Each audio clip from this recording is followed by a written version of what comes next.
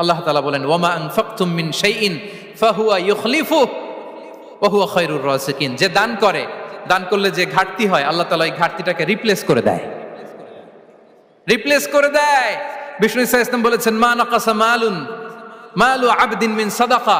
Charity করলে, দান করলে আল্লাহ তার সম্পদ কখনো কমায় না।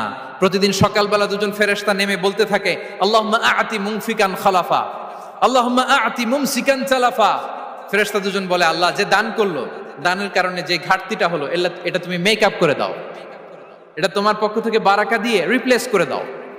আর যে ধরে রাখলো, কৃপণতা করলো, ওর সম্পদকে আল্লাহ তুমি ধ্বংস করে দাও। ওয়াল ইয়াদু বিল্লাহ। আমরা যেন দান করি।